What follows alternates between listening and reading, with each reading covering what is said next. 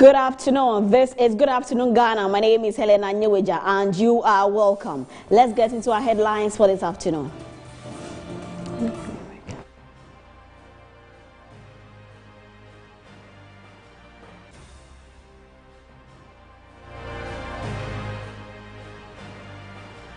Minority in Parliament calls on the Minister for Health to urgently pay arrears owed to the thousands of nurses across the country.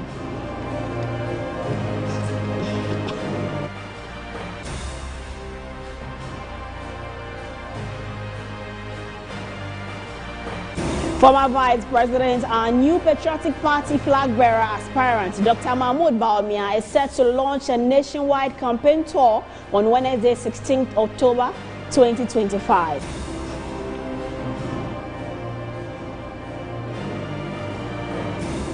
Later on Business Edge, we will be looking at how the National Entrepreneurship and Innovation Program is creating sustainable employment opportunities for the youth nationwide.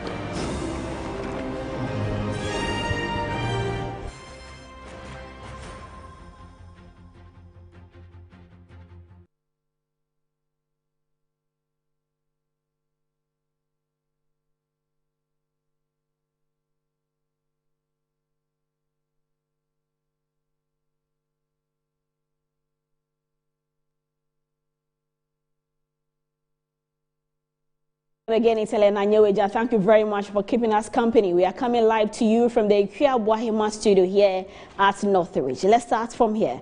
President John Dramani Mahama has called on countries that share common values and interests to unite in the face of global trade challenges. His comments come after Ghana has been hit with a 15% tariff on its export to the United States following a new trade order. In a bilateral meeting with Premier of the State Council of China, Li Guan, during his state's visit to China, President Mahama reiterated his concerns about the U.S. trade policies.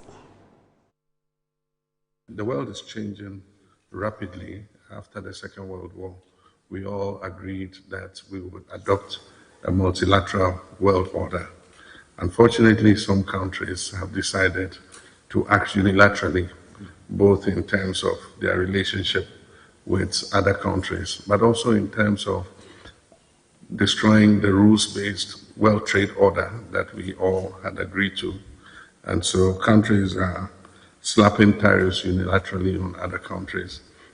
My own country, Ghana, has not been spared. We've been slapped with 15% tariffs, but I'm sure that is far less than China has been slapped with. And so it's creating a lot of confusion and unpredictability in the whole world. But this is a time that countries that have shared values must stand together. And Ghana and China have had shared values. We have voted in international organizations on the same side. And so as the world becomes more unpredictable, there's a time that countries like Ghana and China and other willing partners that believe in multilateralism should stand even closer together. And we appreciate the work that China is doing in that regard. Let me congratulate China and to thank you for the support you continue to give to Africa through FOCAC and the Belt and Drive Initiative. These programs are opening up infrastructure that facilitate trade. Especially Africa has adopted the African Continental Free Trade Area. And so it becomes important that we put in the infrastructure, the railways, the ports, the roads, to be able to exchange goods between African countries. And China has been one of the countries that has assisted in this regard.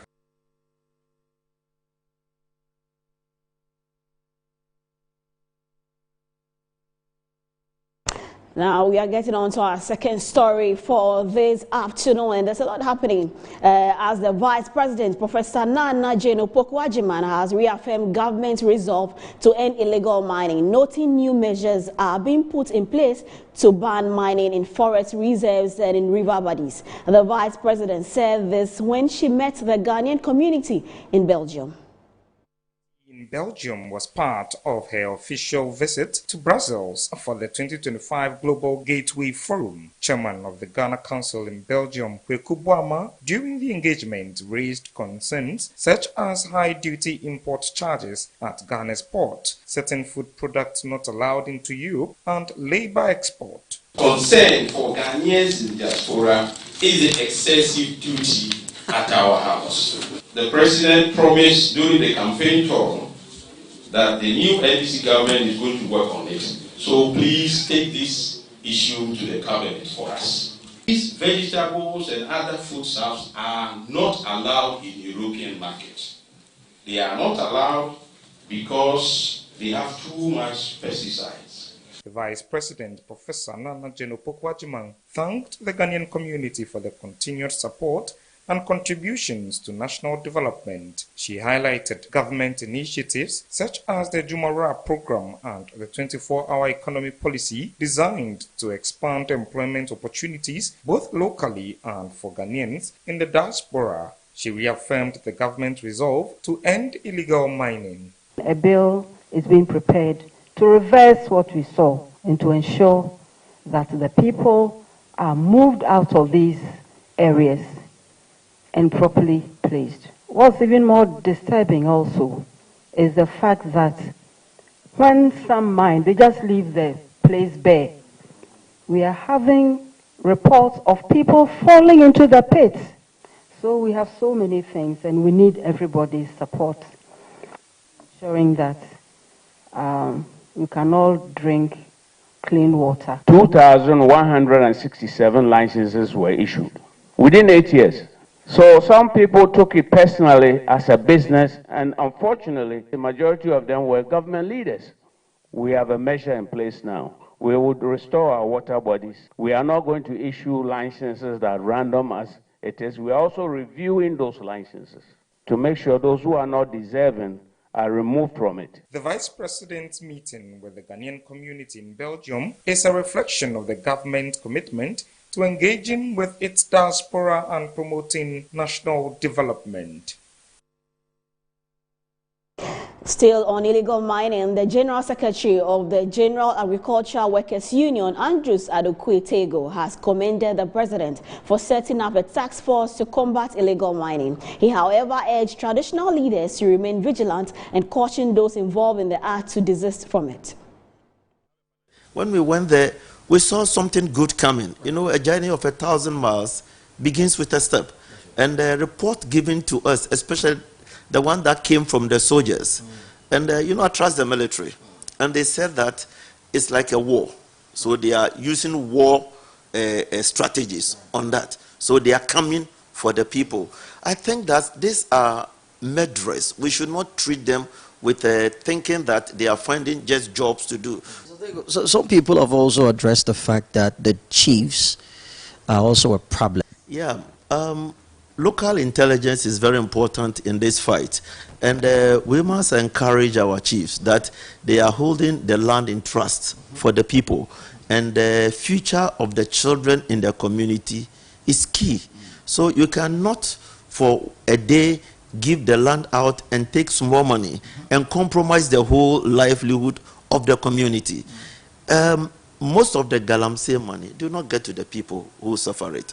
So the chiefs who are involved, we are begging them. The land is not for them.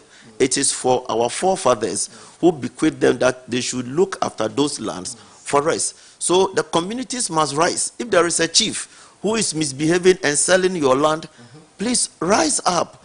He is killing you. He is a murderer. He is destroying. Children are being given birth to with no hand and the rest. So please, it's time that what the presidency have started, we all continue. He also warned of the severe health and food security risks posed by illegal mining, noting that the destruction of farmlands and polluted water sources has led to reduced productivity among farmers and a decline in agricultural output. Fight against galamsey is a national fight. Those of us who don't grow agriculture, we don't do it, we eat food. Actually, if you have eaten food today, you must thank a farmer somewhere. And then the farmers produce, but some of the agricultural areas, not all, so that we don't scare ourselves too much. Some of the areas are contaminated, and you cannot pick orange that is from contaminated and not contaminated. You cannot pick banana from contaminated or not contaminated. So we must uproot to make sure that our food is safe, is secured, and we are eating it happily, so that food becomes our medicine, not the hospital medication.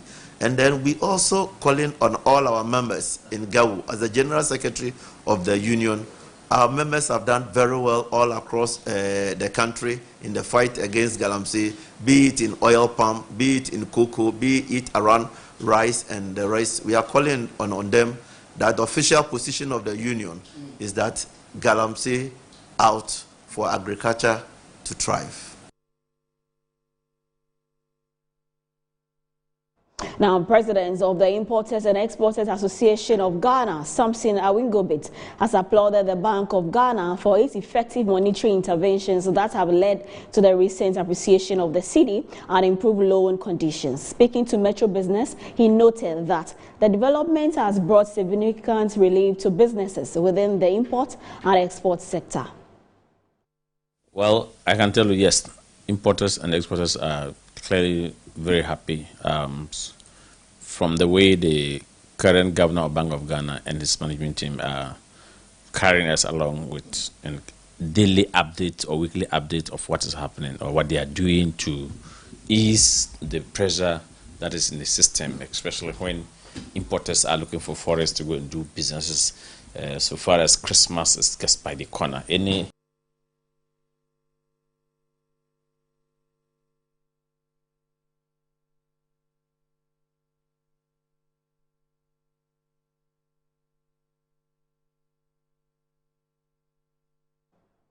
Okay, now still on the same issue, now he's talked about how significant the relief of businesses are to this effect. He also called on President Mahama and the Finance Minister and Gold Board to address the ongoing tariff impasse with the United States, emphasizing the need for clarity on the agreement to help importers understand their position and plan effectively in conducting business.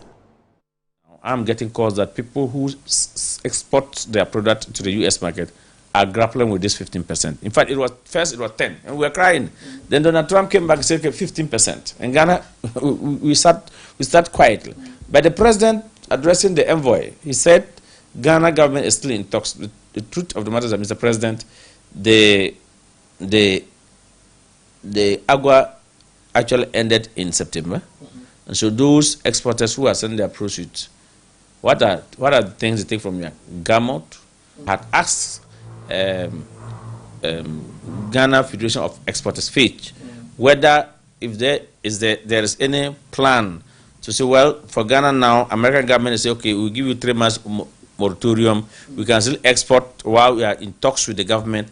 No, there is nothing like that. And so those who are exporting within this period are to cough that 15% tariff, and that is going to affect the SMEs. They will not have the muscles to pay, and it's also going to affect us at the free zone enclaves, at the CBC cocoa processing company and others who are also producing cocoa product, and they are sending. They are all going to be slapped with this. So it's either they will cut off staff, it will reduce job employment, instead of to expand more, and the 24-hour economy we should be working expanding. And so I want to plead with the president that please let your finance minister and your trade minister and your foreign affairs minister be up and doing.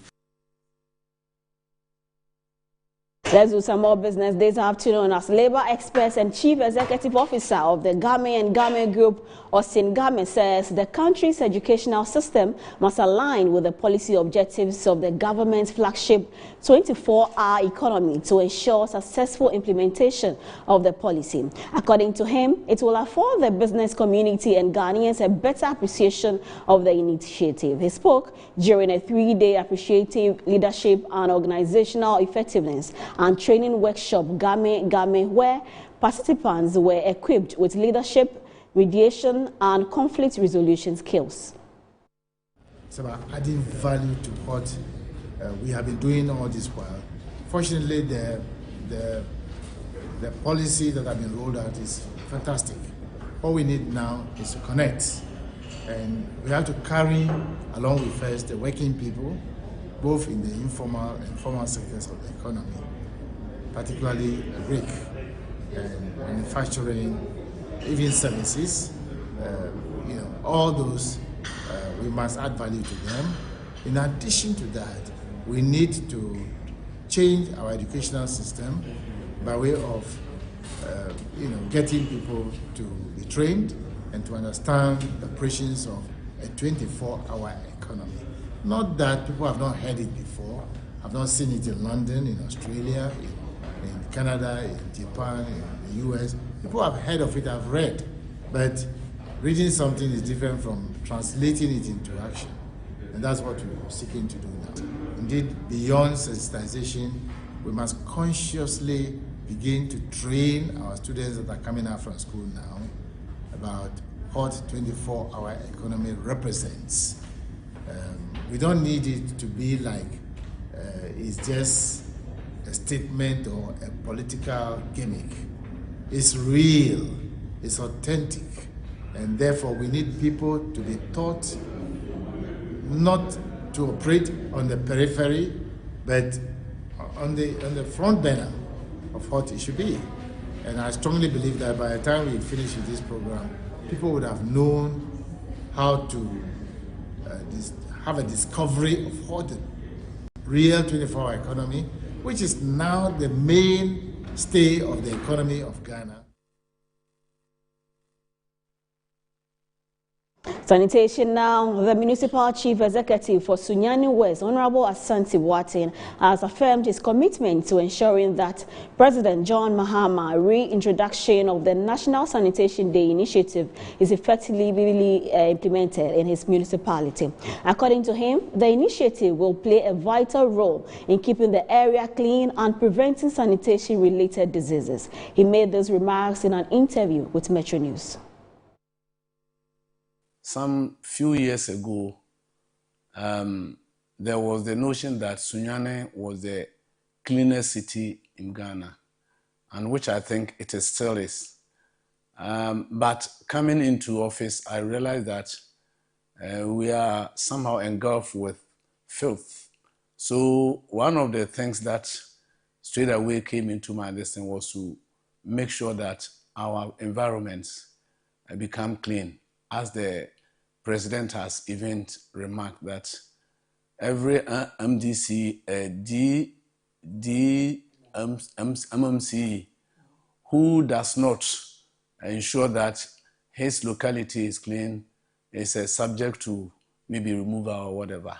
So that is one of the areas that I have taken upon myself to ensure that my municipality becomes clean, as it used to be those days and years. Let's turn our attention now to health. The Acting Director General of the Ghana Health Service, Dr. Samuel Kaba Akoriye, has assured parents and guardians of the safety and effectiveness of the ongoing nationwide human papillomavirus vaccination exercise. He emphasized that the government has taken all necessary measures to ensure the health and safety of children during and after the vaccination. He gave this assurance during a monitoring tour of some vaccination centers in the Volta regional capital, Ho. The Ghana Health Service has intensified its nationwide human papillomavirus HPV vaccination campaign to protect girls aged 9 to 14 from cervical cancer, one of the leading preventable diseases affecting women globally. The Acting Director General of the Ghana Health Service, who led a monitoring team to vaccination centers in the Volta region, assured parents and guardians that the vaccines are safe and effective. There should be no concern because we are monitoring very well the post-vaccination period to make sure that should we pick any side effect, it will be dealt with immediately. The Public Health Act supports us to make sure that we do this in a very, very, very secure manner. These vaccines are safe. They are not only being used in Ghana, they've been used worldwide. Volta Regional Director of Ghana Health Service, Dr. Emmanuel Achudodo, gave an update on the vaccination in the region so far. We had a series of educative sessions before the exercise started, and as it continues, we're still educating people about it. It is a safe vaccine. It's been used over the years globally, and even in Ghana we piloted it for so many years before it is being expanded or included in our routine immunization vaccine. So it is a safe vaccine. The Home Municipal Health Director, Perfect Titiati, gave some statistics with regards to the vaccination and urged parents to allow their girls to avail themselves to be vaccinated. We've tried to debunk a lot of the theories, conspiracy theories. We picked signals of hesitancy very early and we dealt with them. So the community have been mobilized and ready for the vaccine. And as we started, as at yesterday, we have vaccinated over 5,000 girls. And we are hoping that today we'll be able to vaccinate as many as we can. The HPV vaccination initiative targets over 2.2 million girls nationwide. It forms part of Ghana's expanded program on immunization and aims to drastically reduce cervical cancer rates in the coming decades. Away from that, lead players in the agribusiness sector are calling for government's commitment to support the industry through deliberate policies and systematic reforms aimed at driving the nation's agricultural value chain to boost local production and ensure Ghana becomes self-sufficient. In their view, Ghana's reliance on food imports could be transformed into a powerful engine for employment if strategic investments are considered in local production. There's more in the following report by Abdul Basit Suleiman. Speaking at a first in a series consultative dialogue in Kumasi by the Ministry of Trade and Agribusiness and Industry in partnership with Agri-Impact Limited, MasterCard Foundation, PwC among other stakeholders, officials aimed to gather grassroots input for the country's first ever national agribusiness policy, which is expected to harmonize fragmented initiatives and drive the growth of the agribusiness sector. The group CEO of Agri-Impact Limited, Daniel Fahini Akwe, while lamenting Ghana's post-harvest losses, expressed concern about the country's import bill. We must be bold to invest. The private sector spoke about Ghanaian attitude towards locally produced. We must be bold to change. We must change policy, we must change practices, we must change mindsets. And if we are able to invest in these things, then we will be able to reduce our import bill, reduce our post-harvest loss, and make agribusiness more profitable. The Ashanti Regional Chairman of the Association of Ghana Industries called for a strategic investment in local agro-processing firms through blended financing and specialized credit and policy support. Government has policies like school feeding, whatever programs.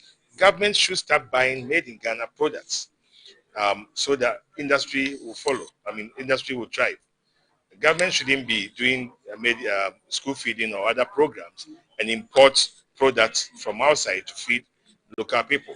That's not the way to develop a country. So government should lead the way and help industries to thrive. The Dean of the Faculty of Agriculture at the Kwame Nkrumah University of Science and Technology, Professor Fred Nimo, reiterated the commitment of the academia in partnering with the relevant stakeholders in the area of research and other professional engagements to help boost the economic growth of the country's agribusiness sector. We have done a lot and we will continue to do a lot. But going forward, we will want to really see how well we can improve the collaboration with our industry players. So we are able to address this R&D, research and development. So what the industry players require to really research and transform the economy, then on the research and the capacity building side, we are able to see the key needs and therefore also continue to drive our teaching research onto that. And I think with that we will even be able to get to our destination.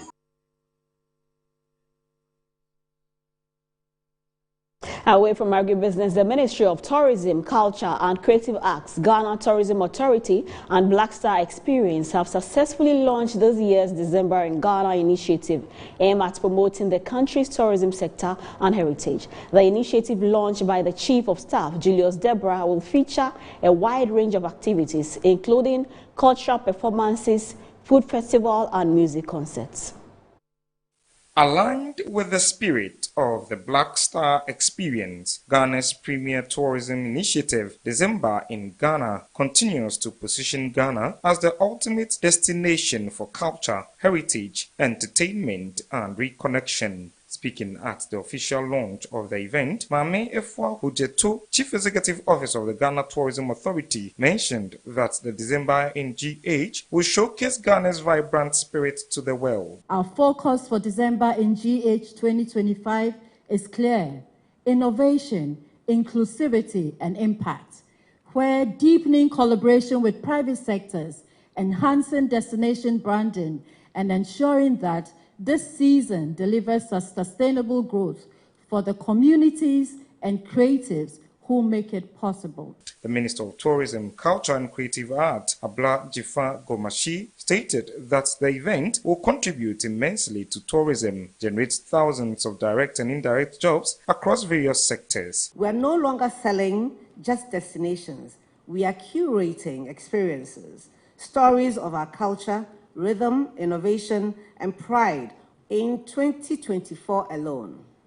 Records show that December in Ghana attracted over 200,000 international visitors, contributing significantly to tourism receipts and generating thousands of direct and indirect jobs across the hospitality, transportation, event management, crafts, and entertainment sectors. Here is the Chief of Staff, Julius Deborah, launching the event. Lately, things are changing.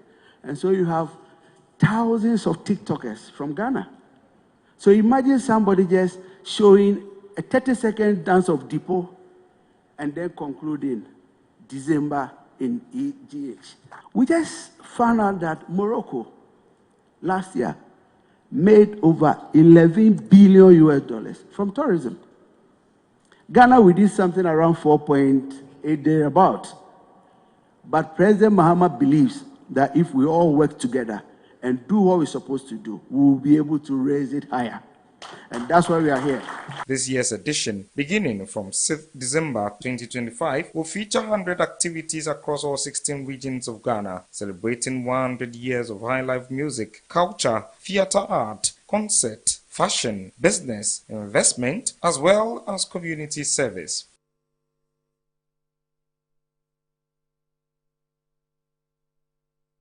Now, the minority in Parliament has called on the Minister for Health to urgently pay arrears owed to the thousands of nurses across the country. Addressing a press conference in Parliament, the ranking member of the Health Committee, Dr. Ayew Afriyie, described the Minister's recent briefing to Cabinet as neither here nor there, insisting that the funds are available and there is no justification for the continued delay in payment. Well, this is where we wrap up on today's edition of News Update on Good Afternoon Ghana. My name is Helen Anyeweja. Up next after this break is Business Edge with Kwesi Afriyie. Do stay.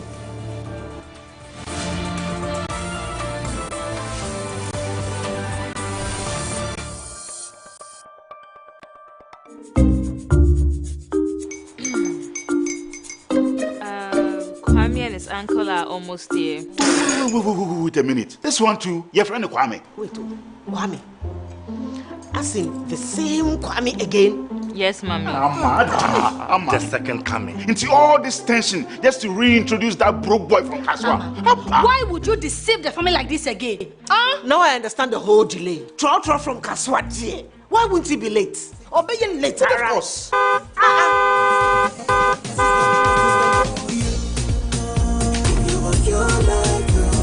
Star 712 hash, star 712 hash.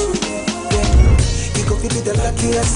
Go be from Georgia, be luckiest. From not the cause she be luckiest. Me and you go be lucky, luckiest. No matter why you're luckiest. Everybody go be the luckiest.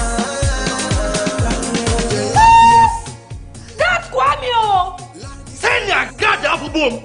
If you put it, so would the coming of the Son of Man be. Is that his car? Dial star 712#. Choose your ticket. Enter your lucky number. Follow the prompt and let destiny handle the rest. This promotion is regulated by the NLA on the Caritas platform. Need your attention, please. Mnet Movies 4 brings you Action HQ. Before I describe the job, I have to know you can do it. The movie festival where action never clocks out. 1, 2, 3. Go! Business as usual means fist first, questions later. We don't do spreadsheets. Some car keys, a couple guns. We do high speeds. Put your foot to that floor and you bet. Our management style, very hands-on. Water cooler chats, surprisingly inspirational. I live my life a quarter mile at a time. This October, Mnet Movies 4 is mission control for mayhem. Complete destruction. It's home base for heroics. It's Action HQ. Consider your couch the corner office of chaos. This is not a drill. Report to Action HQ all month long on Mnet Movies 4, where action never clocks out. Victory, celebration, legacy. It's 40 years of Jesus is our victory. Join Victory Bible Church International for the Wonderful Jesus Conference 2025. A power-packed celebration marking 40 glorious years of God's faith and God's grace. It all begins on Saturday, 12th October with the Mega Praise and Worship Night. A night of pure gratitude and praise. Then get ready for the Wonder Walk on October 25th, a citywide walk of testimony and victory. From October 27th to the 30th of October, the Wonderful Jesus Conference continues live at the VBCI Dominion Sanctuary, Awoshi Junction. Expect nothing but divine encounters, miracles, and transformation. On October 31st, meet us at the Independence Square for a nationwide gathering of worship, power, and the Word. Then on November 1st, join the outreach program at Mancho Agbona. Then let's touch lives and share the love of Jesus Christ. And finally, the grand service at the Independence Square on November 2nd. Come and witness the glory of 40 years of victory. Ministering are Bishop N.A. Takiyaboy, Bishop Clement Amankwa Isehene, Bishop Elijah Saforo, and Bishop Emmanuel Akon. Wonderful Jesus Conference 2025. 40 years of grace, power, and impact. From the 12th of October to the 2nd of November. Victory Bible Church International invites you to celebrate Jesus because Jesus is our victory.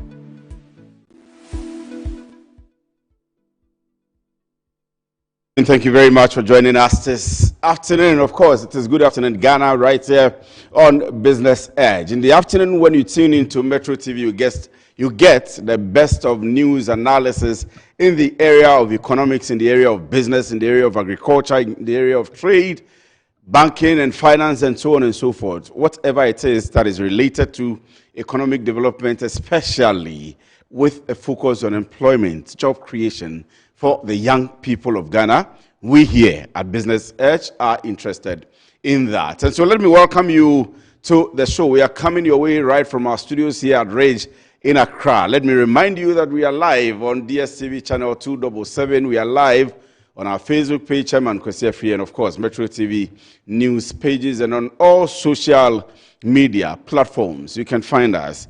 This afternoon, I have a packed afternoon for you, like I do always. I'm going to be presenting to you how the city is performing against the major trading currencies, and then I would have one discussion by some resource people from a company affiliated to the AFCFTA. We have been talking a lot about the development of trade across the African sub-region, and of course, eventually, like I mentioned, the creation of employment for people, the creation of market, the creation of access and support for small and medium-scale enterprises, and so on and so forth. So we are going to get into the detail of this discussion on how we can use the African platform to develop the entire world, the global economy, through the African platform. And then there will be the big one.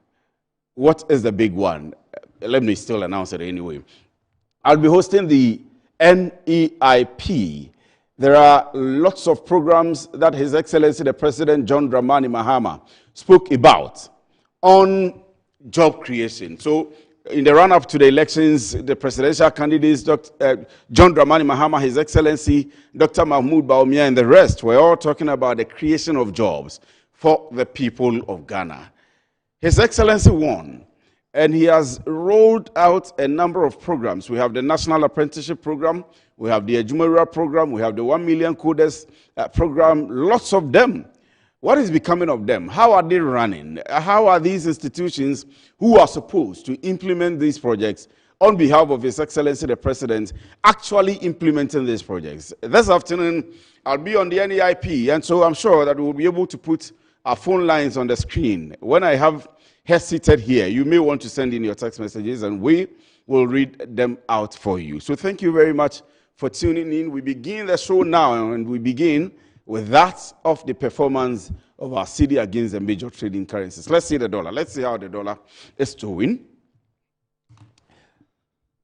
Well, that's some good appreciation there. So this is according to the interbank exchange rate of the Bank of Ghana, and the dollar is being bought for 11.89 Ghana cedis, and it is selling for 11.9 Ghana cedis. So as it is, as of close of business yesterday and business going on this morning from the commercial banks, this is how much you are to get it, according to the Bank of Ghana. That's how the cedi is performing against the dollar. It's a good appreciation there. The whole of last week, it had been around 12 thereabout. It was stable anyway, and that's our concern, that when there is stability, businessmen are able to project, businessmen are able to plan at least for a quarter so that they can make projections about their profits and their sales and so on and so forth. So that's it. And today it's actually come down. I'm quite excited about it. Let's see how the euro or the British pound sterling is also performing. So the British pound sterling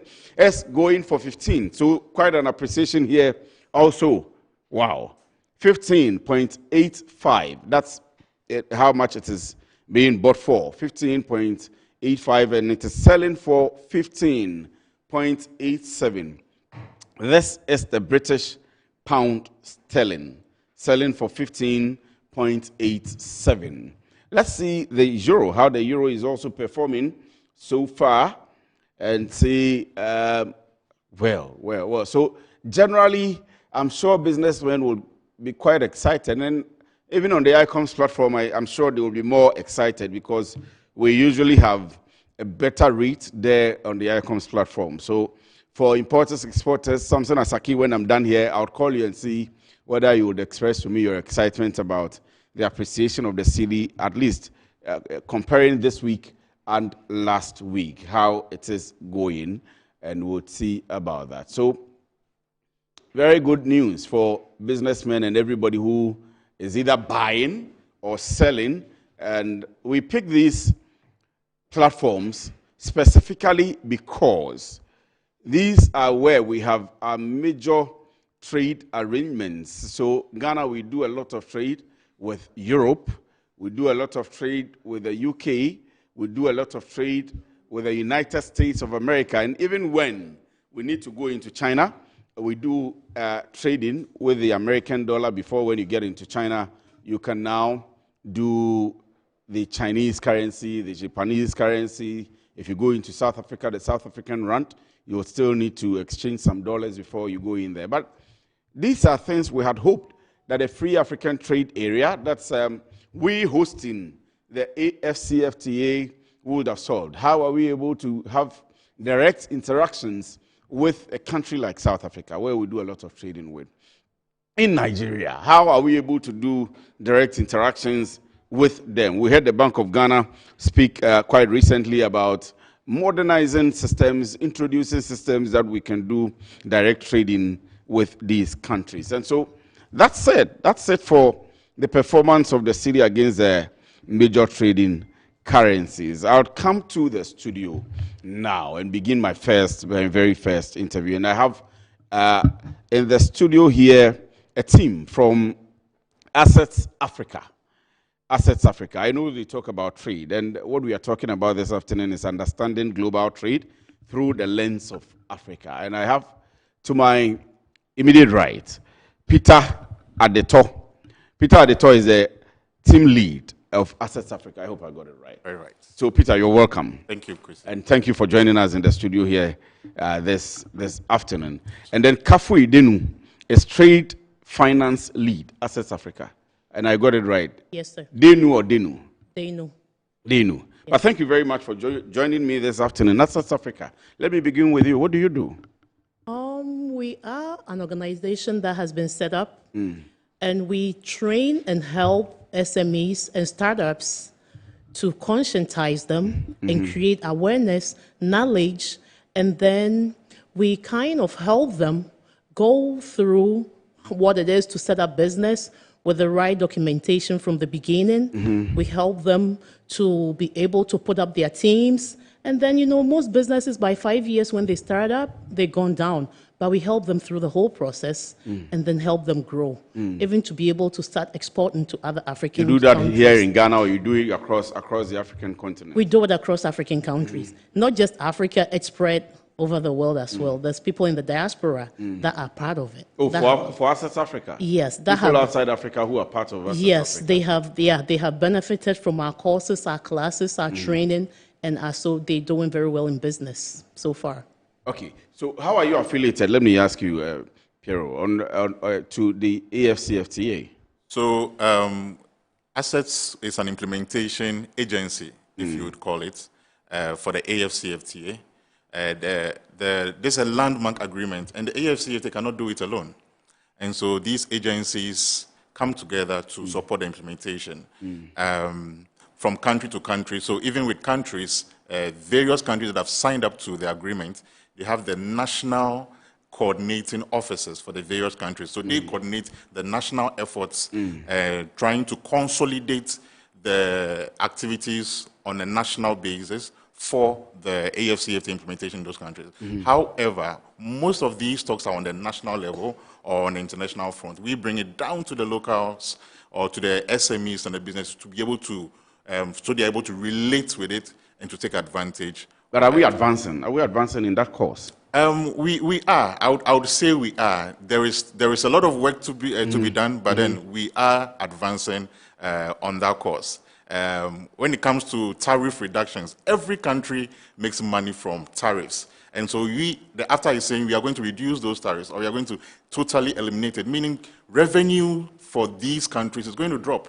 And so the negotiations is what is still ongoing for the various protocols and the tariff concessions. And so we will get there. We are still not able to go through the entire protocols to effectualize the vision of AFCFTA. And here you are. And I'm quite excited that I have the Deputy CEO of NEIP. They are championing the agenda of building entrepreneurs, building startups, building these young businesses. There is lack of access to market.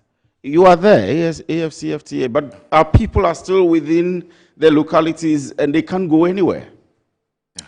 So, as I said, there are a lot of challenges, especially with the implementation, because number one, lack of information, access to the right information. We have people, this afternoon we were just having a discussion. Someone was trying to do some export and then was retained because they thought that they could just go through the process. But you need a certificate of origin, you need an after certificate before you be able to trade. So people need to be conscientized on the right documentations to possess in order to take advantage of the AFC. And that is part of what we are doing at Assets with our various stakeholder engagements. We have various trainings, SME seminars. We have a lot of webinars that we have people around the world joining on a monthly basis. And we are getting there. We are getting there. You do all of that and interest rate is still 28%. Well, how do we overcome that? Okay. I mean, not just in Ghana. In other parts of African countries on the continent, it's even worse. Well, you see, the Africa's quota for global trade, reported by the WTO, was 3%. Yes. That is very low. It is not representative enough of what we do in terms of the exports that emanate from this continent, raw materials, the resources, the minerals, etc., etc. So we believe that value addition will play a very key role in increasing this quota to about 10 or 15%. And that is what the AFCFTA is promoting. Intra-regional trade to increase, number one. Number two, the trade in value-added goods, which is very, very key. Because we can trade in raw materials, but if value is not added, it means that the money we are going to be getting, or the revenue we are going to be getting is going to be just small. If you take cashew, for instance, it will cost you about 8 cedis, 8 cedis to, get the whole thing ready. But then, if you just add 4 cedis to it, making it 12 cedis, then you have a value-added product, and you can sell it for 18 to 19 cedis. Value addition. So there is power in value addition, and we are asking a lot of people to rather go into value addition. The Vice President made a comment in Switzerland that we should move from exporting raw cocoa beans into value-added cocoa beans. Yes, but we have been seeing these all the time. I mean, first of all, move from taxation to production, from taxation to production, add value to your production, and after adding value to your production, provide a conducive market environment for these to go on. But do we have the right leadership for it? Let me ask you Yes, that. the right leadership we have. I don't think, in my opinion, it's not so much based on the leadership. It has to do with the entities that want to add value. Yesterday, for instance, we were somewhere and then we were making a discussion, and the lady, what she said was that people should start going in for partnerships, meaning funding. To add value to your products, you need funding. And funding, in most cases, is limited. Okay, so then we tell people, go in for partnerships. At least you get 10% out, the 90% spreads out. It's better than nothing at all. So people should start going in for partnerships. Like, for instance, when he talked about the cashew, what he's doing cashew, I have the funds. He doesn't have the funds. Why not come partner with me? I give you the funds, we do it together, we break it. So it has to do a lot with people getting the exposure and the knowledge, and that's why we do what we do. But all of these has to come through a conducive environment by the leadership, the government, the stakeholders, and so on and so forth. And so if we don't have that conducive environment, it still comes back to the doorstep of leaders. I think with the AFTA in place, the environment has been placed right at this point. The groundwork has been laid down. AFTA is still in place, but the Nigerian borders are still working. We can't transport our goods there anyway, anyhow. It's still like before AFTA came in. Yes, because they have not signed on to some of the protocols. They are still waiting. That's the point I'm making. Yes, and we are still working on that. At this point, they are doing what they are doing for various reasons. But when you look at our groundwork in Ghana right now, things are right. Things are right for people that want to start going in. We have a few people that have started getting products together, are already shipping to South Africa. They have orders and things for 20 folders, 40 folders are already. So I think this is the time for people to just get themselves together, get partnership. That's the first thing you do. Walk into any of the banks and then put your paperwork that is right with them. They'll take your paperwork, your business papers that are working right, they'll take them. They'll be able to help you with funds to start up. If not, there are investors out there. Amongst people you see every day on the street, they are looking for people with good businesses, good startups, good SMEs to invest in. So this is a place to start. This environment right now with the 24-hour economy they're talking about, it's a good place to start. And yes, of course. Currently, the president has actually turned himself into an ambassador of the country, going around bringing in people and selling the country. You are saying that the international trade of the globe, the entire world, should be re-examined through the lens of Africa. What do you mean by that? So, predominantly, Africa's story has always been sidelined when it comes to global trade. We believe that now is our time to tell our story through our efforts, through our programs, and through our various individual countries. We do not want to work as silos anymore. We want to come together, all the 55 African countries, telling a bold story that Africa is not only open for business of exporting raw materials, but this is a whole continent that is ready to trade with the world decisively for the benefit of its own people. Barack Obama made a statement in 2009 when he came. He said Africa would only be developed by Africans, and this is the time for us to take charge of the whole story. And I believe that the various programs that the AU, the AFCFTA, and all our development partners are churning out is going to help us arrive at an expected end for the continent. And I'll ask her the same question, and I'll come back to you on our trade arrangements. For example, the AGOA we have with the US. We have had some. Some time back, we had Europe, for example, banning some of the goods that we export, the raw materials. And SMEs will not only be shoemakers or garment and textile makers, but also the farmers, the people that are doing 10-acre farms, 50-acre farms, and are producing and are exporting. You are saying they should add value. With, for example, the AGOA coming to an end, AFCFTA is there, Assets Africa is there. How do we take advantage? That's what you just said. Assets Africa is there. So people should come to us.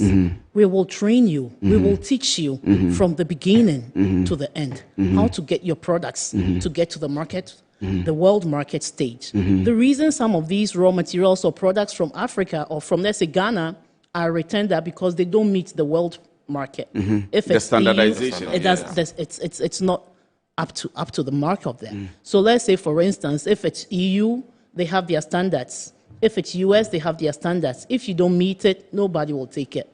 You have to work and make sure your products meet those standards. So for them to even know the standards, you have to have somebody to tell you and to teach you. That's what we do.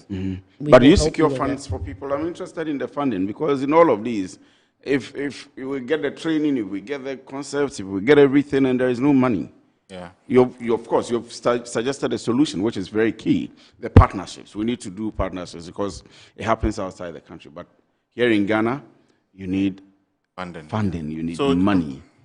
30%, 35%. Yesterday, I asked somebody of a private, I think, a microfinance. He said 40%. I said, how are we going to pay back? So, I mean, we've been on the international front, we've been advocating for reduction in policy rates, I mean, through the Bank of Ghana. Yesterday, we were at the Exim Bank, and basically, they've been given a lot of support. I mean, beforehand, they were not doing that, but we have people taking about $500,000. From Exim Bank? Yes.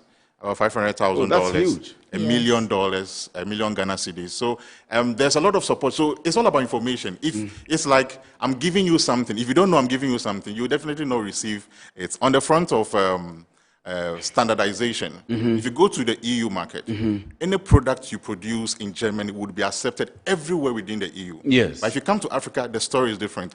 Every country has its own standard for every product that you produce. And so, as part of the AFCFTA arrangements, we're trying to leverage on what they have done to create a system whereby once you produce something in Ghana, when it goes to South Africa, it's the same accepted standard everywhere you find yourself on the continent. But there is an issue also of orientation. We started the Made in Ghana rice. that are made in Ghana products. Yeah. But people still think, you are mentioning Germany, if you import a TV, which is, or a washing machine, which is Bosch or Philips, it is good. But if it is produced by Kantanka, we don't want to pick it up. Are you interested in promoting or reorienting the people? I mean, partnering with government. Government is seated there. Partnering with government, for example, is there anything like that? Let me start with you and come to you. So, I mean, yes, there's something like that we're really advocating for. Made in Ghana or made in Africa goods. Our recent summit was on made in Ghana, sold to the world. And what all we're promoting was that we should love what we produce. I mean, when you produce something in Ghana, people feel it's inferior. And if you look at the story of Kantanka, why hasn't the government gone out of its way to say over 200 vehicles that will be purchased or be used by government officials will be a contract that will be given to Kantanka?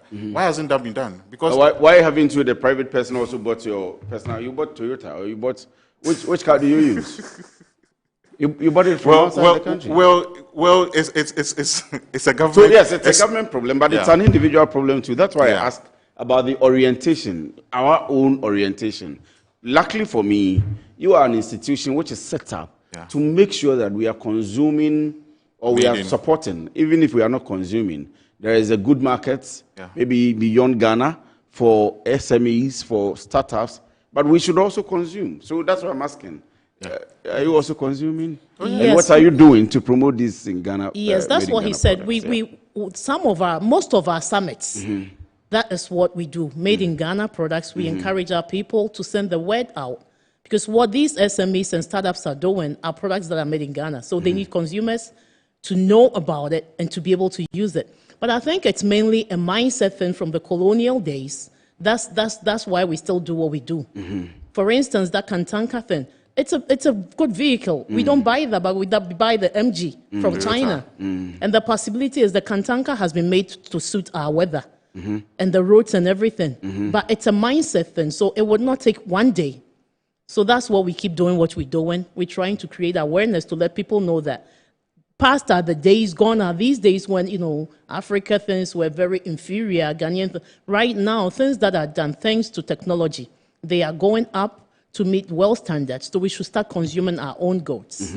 Yes, it's a mindset. We usually have businesses produce nice products, but at the end of the day, they'll just write made in Italy. But it's made in Ghana. Yes, even though it's made in Ghana, yes. Because they fear that the market would not accept. China was facing that problem some time back, but now they proudly produce their products and spread it across the world. And we are buying them. Yes. We're buying them, cars, everything. We are buying them. China has a comparative advantage. They have a large labor force. And so they're able to feed their manufacturing. Africa has 1.4 billion. Yes. So we also have very good labor force. We can always learn. Africa has the youngest population in the world, yet unemployment keeps on rising on the continent. So these are areas, when you talk about industrialization, this is where we come in, but everybody wants white-collar jobs anyway. So that's a very good an important point you make there. Yeah. Nobody wants to be an artisan, No. but the money is there. Exactly. When an Ashesi graduate left Ashesi and went to produce shoes, Horseman shoes, everybody was like, why would you leave Ashesi University upon all the investment to go and do shoes? But he's making money. He's sending the Made in Ghana brand across the world. Yes. And I think we need to really encourage it. Let's not just look at white-collar jobs. Let's look at the businesses that can actually feed our economy. We import a lot. Ghana and most of African countries are we run an import-driven economies, and we need to transmogrify from those ways of running our economies. How does somebody take advantage of Assets Africa? Number one, contact. Get in touch with us. We have a lot of avenues for trainings, for support, for engagements, both in person and online. So let me ask you a practical question, and I will ask you a different one, but same practical question. I'm rounding up anyway. I want to do shoe production like Horseman. I want to become like Horseman, and I come to Assets Africa. What will happen with you? When you come to Assets Africa, we run a 3-model program. The first one is business sustainability, the second one is investor readiness, and the third one is export preparedness. All this goes a long way to prepare you for the market. Now, businesses die out in the first 5 years of being in existence. Now we tackle that through business sustainability. We run a business diagnostics on your business to ensure that your business will be able to meet the market demand. Sometimes we have businesses, there are a lot of shows that goes around, there's a lot of funding, but you realize that people develop products for markets that are not available. Yes. So we want to understand that there is a market actually for your products, and then we move on to the investor readiness. When an investor comes in, what are you going to tell him? Are they going to get their money's worth, or their money is going to go down the drain? We prepare you for that. And then we now move to the export readiness aspect, where we look at how your business will go beyond borders to serve other markets, because we really can serve the global market. Do you have a network that will help me sell the shoes when I Absolutely. I Absolutely. In November this year, we are taking a group of businesses to South Africa for a trade mission. The government is ready to accept us. Our partners are ready to help these businesses to establish themselves. So it's two things. It's either you're taking business from Ghana to South Africa, or you are bringing business from South Africa to Ghana. Are you taking advantage of technology? Yes. And how? Just what he just said. We are on all platforms. We do online summits, we do online classes, everything. We're not letting everything go. We are using everything. AI, we are into everything. So when they even sign up and then join the class, we train them to be able to use all these other technologies. Some of them come in, they are not able to use, but then we train them on how to use all these things, digital platforms, to sell, to do everything from start to the end. Tell me about your website, or maybe Facebook, and the phone number if we have to reach you. Yeah, so... Okay, so let me leave that. So www.assetsafrica.org. You can find all the information you need about assets. You can also call 053-053-2145. And on all social media platforms, Facebook, Instagram, and then LinkedIn, Assets Africa. Or you spell it, Assets is an acronym for African Startups and SMEs in Export and Trade Secretariats. Oh, wow. African Startups and SMEs in Export and Trade Secretariats. So it's a mouthful. So for short, Assets Africa. Anytime you call us... Because when I heard the name, I thought you were just giving people assets. So if I need an accommodation, I can a 2-bedroom house. But I mean that's important. Let me give you your final words. 1 minute each for you to talk to the people that are watching, how we can take advantage, again, of the African platform that we have, of the raw materials that we have. Just 1 minute. You are not paying for it, but just advertise. Let me begin with you, and then I'll let you. We are Africans. We have to be proud of who we are. We have to be proud of what we have and use it. We have to be proud of what we have, make it into goods that can be used all over the world, and everybody will start respecting us as Africans. Right, Peter. To go into international trade, Assets is the right partner for you. And so I invite you to join us on this journey to make Africa the next global powerhouse when it comes to international trade. And even though I was letting you go, any kind of business at all you deal with? Yes, from exports to what is it? Any kind of sector at all? All businesses, agri processing businesses, textiles, all businesses. Right. Thank you very much for joining me this afternoon. I'm excited to have had you here in the studio, and I'm sure we would continue the conversation sometime. So people can reach out to Assets Africa. Please, they are not distributing houses and cars and so on and so forth, but they are supporting startups, they are supporting entrepreneurs, they are supporting young people who, not just young people, but everybody who is interested in building up a business, having sustainability, and being able to have access to markets, both on the African continent and beyond Africa. You want to reach out to Assets Africa, and you would have an entire value chain support for your business, so far as it's classified as a small business. All big businesses are also welcome. So every kind of business. But I'll take a quick break. You don't have to go away because I'm still in the studio. When I come back, I call it the big interview. You want to stay with me because we are going to the National Entrepreneurship Innovation Program, NEIP, to ask them questions about their program, which they launched some time back, very recently. The progress they have made, how many people they are employing, how many people they are training, how many people they are empowering, especially the artisans, and how are they going to have an exit strategy for them, and so on and so forth. Stay with us. I'll be right back.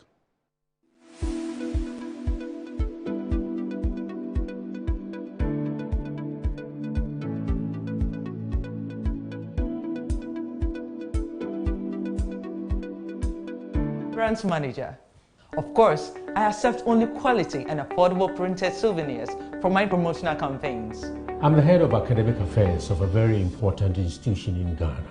Of course, we only deal with quality, reliable printing companies for our institution's printing materials. I'm talking about appointed time printing. Appointed Time Printings. We take pride in our extensive print scope that transform your ideas into captivating visual masterpieces. We delve into the core objectives and vision of each print project. Precision printing is at the heart of our printing process as we meet your tight deadlines. Our rigorous inspection, color verification, and overall printing excellence are assured. 20 years of printing excellence. It's always a pleasure working with you to create a vibrant, dazzling printing experience that gives you a masterpiece. Appointed Time Printing, your world of quality and affordable printing.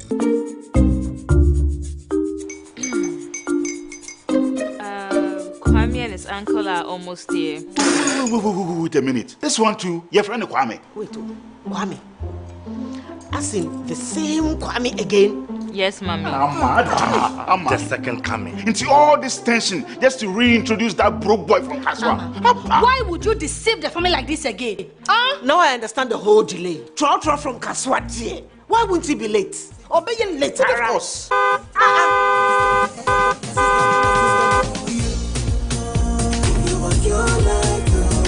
Star 712 hash, star 712 hash. You go be the luckiest.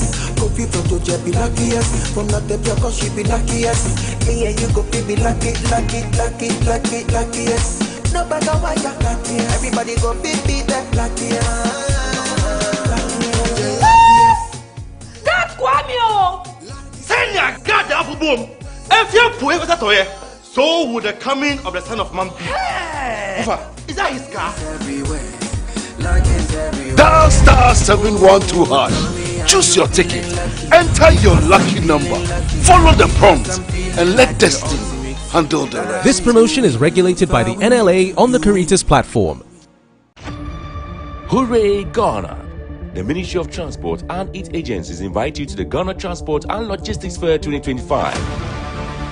It's the first of its kind in Ghana. From 22nd to 24th October 2025, the World Trade Center Accra comes alive with cars, ship, train, logistics and plane dealers all in one place. Are you a modern car dealer? Do you sell electric vehicles? Then this fair is your platform to shine. Students and the general public will experience free electric car test drives, thrilling maritime showcases and even free helicopter rides. All 15 agencies under the Ministry of Transport, plus global car dealers, airlines, logistic giants and investors will be there with His Excellency John Dramani Mahama as our guest of honor. Register now at info.digitaligh.org 0244 613 246 or visit our website www.transportlogfair.org. The Ghana Transport and Logistics Fair 2025. Beyond movement, resetting Ghana's transport future.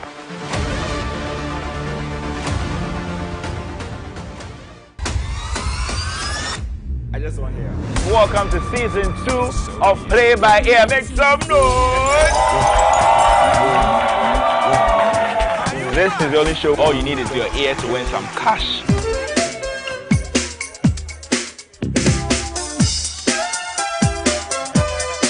When I say play by ear, what you say?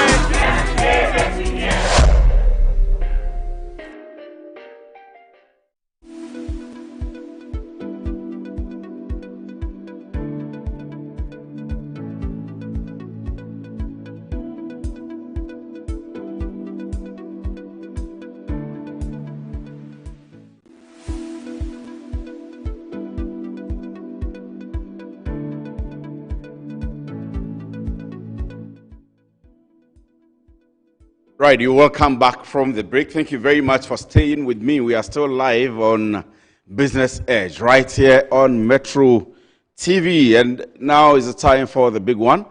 For the afternoon, we are going to the NEIP. So, His Excellency the President John Dramani Mahama early this year had stated the kind of employment that he wants to create in the country. Honorable Kisiel Atoforsen, who is also the Minister of Finance, in March announcing the programs of government through the budget reading in Parliament, had also mentioned the number of programs and the kind of programs and the number of jobs the NDC government wants to create for the young people of Ghana. One of the pillars of these number of jobs that the government wants to create is the NEIP. And so His Excellency the President John Dramani Mahama, KCL Atoforsen had all mentioned the Ejumawura program, which is being championed by the NEIP. This afternoon, I have the Deputy Chief Executive Officer of the NEIP, John Selassie Ahiaodo Esquire, joining me this afternoon to talk about the program. Council, good afternoon. And thank you very much for coming into the studio. Thank you for having me. I hope you're doing very well. Very excellent. And it's been how many months now? About 8 months? About 9 months. 9 months? Yeah. How is it so far? So far, it's been good. With the pressure from people, everybody looking for a job and all of that, how's it going? Well, we are trying. We have to. I mean, if you look at the system we inherited, it is expected that the pressure will be there for jobs, the pressure will be there for businesses, the pressure will be there for support. And gradually, we are finding our way into it. And I see lots of posts from Eric. Right. Eric Ejay all the time. I see. In fact, sometimes I tease him that, what is this synergy between you and your deputy? How is it like? What's happening? He's able deputy. Now he's my able junior. Oh, yes. And but congratulations to you and him. Right. I haven't congratulated him yet, but I will. Eric, I will send you my text. There were too many texts I'm sure you were getting. Right. But you have done well. He was in the law school already, but working with him, I'm sure you've pushed him to complete it. Very much. And you've assisted and supported him very well. We don't see your kind of synergy in the public space, too much in the public space. What is it? What's the magic wand? Well, I think that it boils down to individual characteristics, first and foremost. And then one of the things, this is my first time actually working in the public sector. I have been in private practice. And in my office, my senior, Godwin Jokoto Esquire, he's a lecturer at the University of Ghana Law School, had the spirit where he carries everybody along. And so that spirit has been with me for the 4 years that I have been in private practice.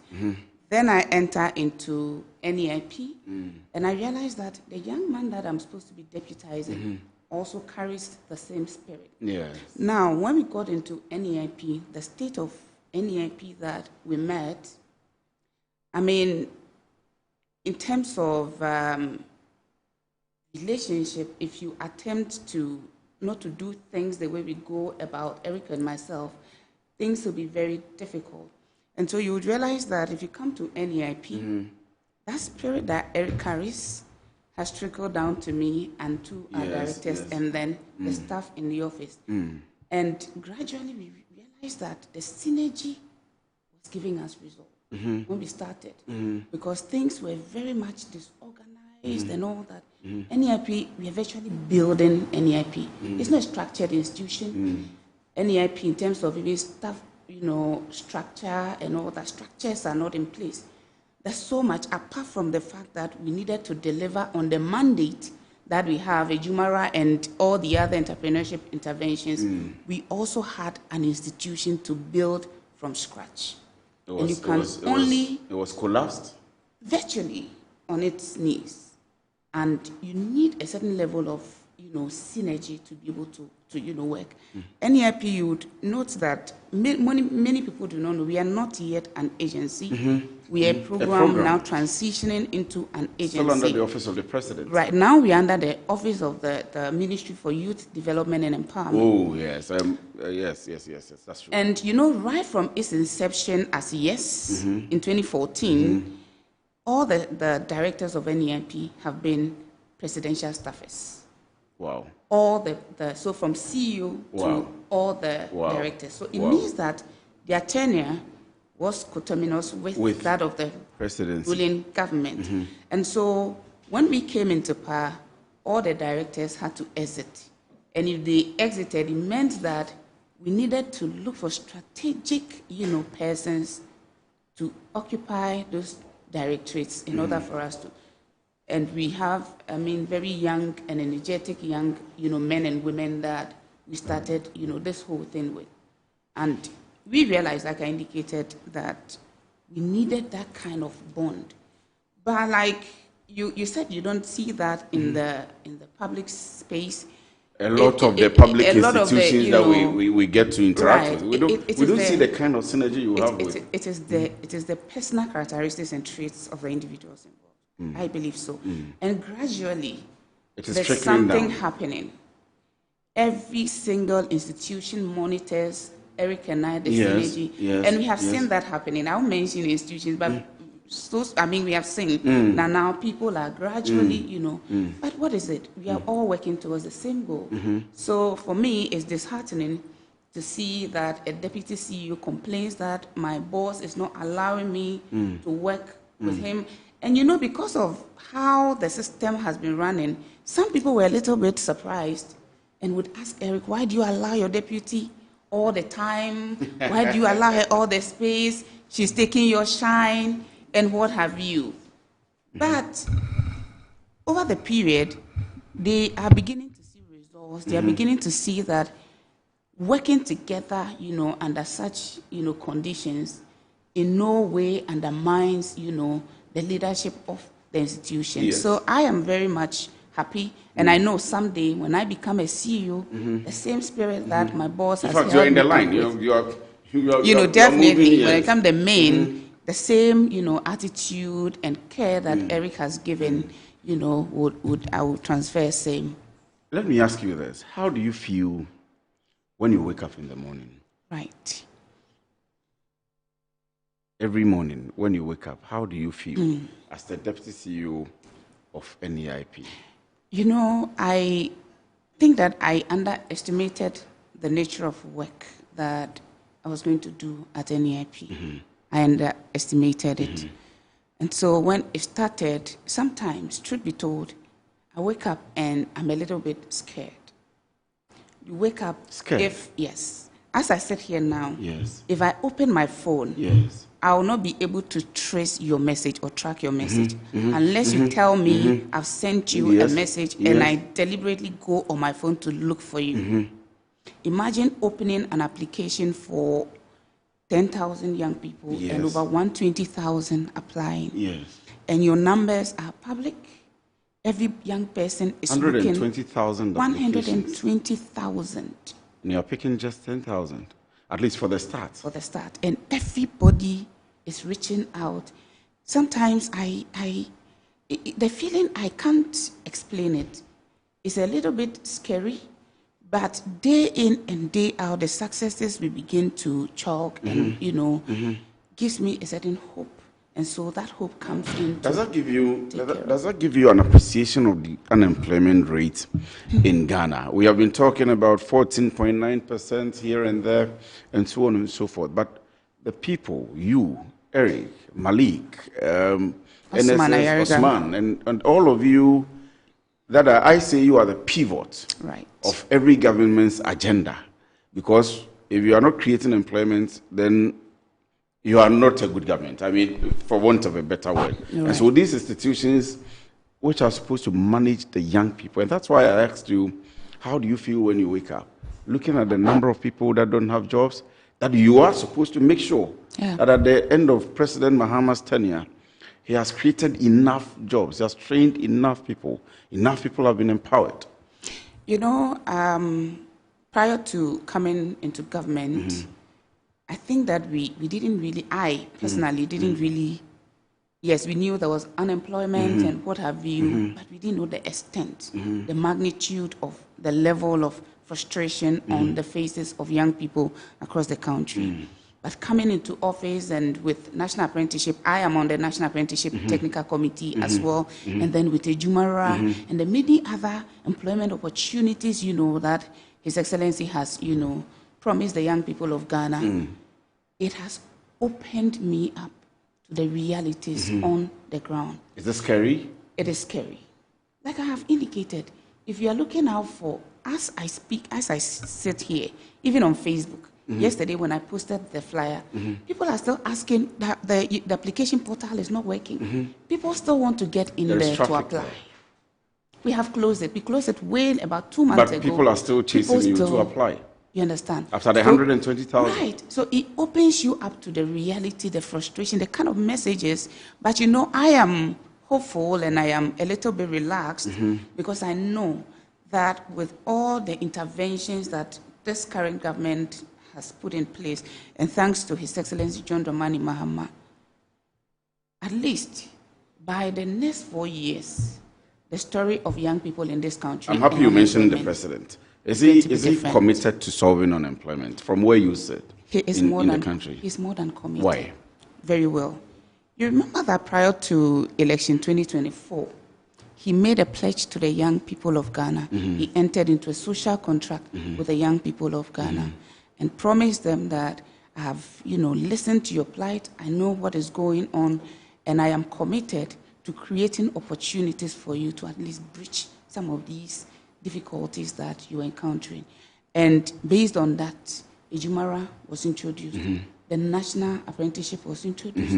The CODES program was introduced. And Ejumara, it is not just about a promise. Under 120 days, Ejumara was launched in Kumasi by himself. 2 days after that, he went the to National the North. Apprenticeship was also launched in Tamale. It did not end there. I mean, the CODES was actually launched before Ejumara and then National Apprenticeship. And immediately after that, during the budget reading, as you have indicated, it didn't end there. The finance minister actually made a commitment to these initiatives that the government has, promised the youth, and has gone ahead to also make funds available for the smooth running of these programs. And so, yes, he is committed. And it wasn't just about campaign rhetoric or campaign promises, but he's taking bold steps to ensure that all these programs or interventions for young people sees the light of day.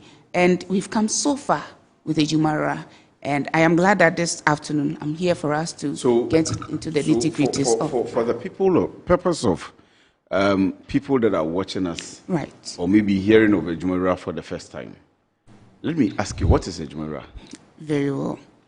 So Ejumara is a government of Ghana initiative that was part of the 120-day social contract promise of His Excellency John Dramani Mahama with the young people of Ghana.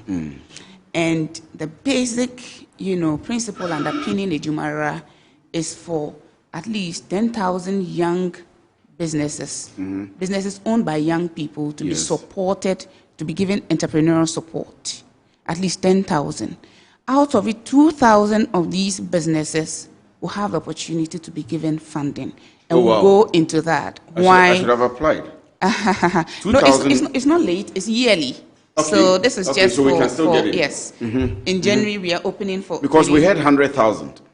No, that the program you would be... 10,000. 10,000. At least 10,000 businesses. But 120,000 applied.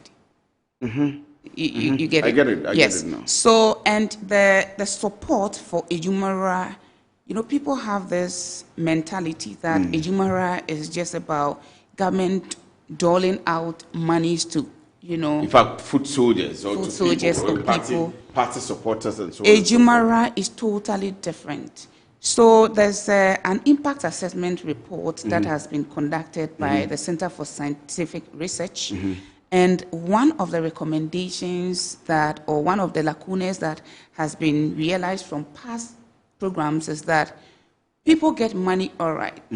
People pitch businesses, to almost all the development partners, to MasterCard, to GIZ, to World Bank, SNV International, everybody. And so on and so forth. They get the funding, but at the end of the day, the impact that these businesses are supposed to be having, the impact is not being seen. And one of the challenges or one of the contributory factors to that is that the entrepreneurial skill is not there. You can have a skill as a business person. I am a cosmetics. I don't call myself an entrepreneur because when I got into the space, I realized that it is not enough to be trained on how to manufacture skincare products. You need the business aspect, the entrepreneurial aspect, in order for you to be successful. Wow. And that is what is lacking within our space. So over the years, even NEIP has run so many support programs for entrepreneurs across the country. Indeed, the World Bank has actually supported hubs, training hubs, entrepreneurship training hubs across this country. The past 3 years or 2 years ago, where each hub got not less than $100,000 US under the World GTP Project 2 Component 2, where $100,000 US for each hub, the hub acceleration grant. Yes. Why did the World Bank do this? They did this because they want to empower the hubs, accelerate the hubs so that they can impact knowledge onto young businesses. But with all these businesses are unable to accelerate as they have to because people have not been interested in the training, the entrepreneurship aspect of their businesses, but the money. And so for Ejumara, it is not just about money. In fact, I have my own term that I coined that the support aspect, the funding aspect of Ejumara is the icing on the cake. That is the icing on the cake. The core principle, the basic principle underpinning the Ejumara program is for young businesses to have entrepreneurship support, a comprehensive entrepreneurship training. So it's not just about, I want to run a pharmacy, or I want to do a 10-acre farm, or I want to do shoemaking, like the example I was making earlier on with my earlier guest. And so I come and take the 50,000 cities or 100,000. It's not just about that for you. It is not just about that. It's about the entire... That is what has been happening over the past years.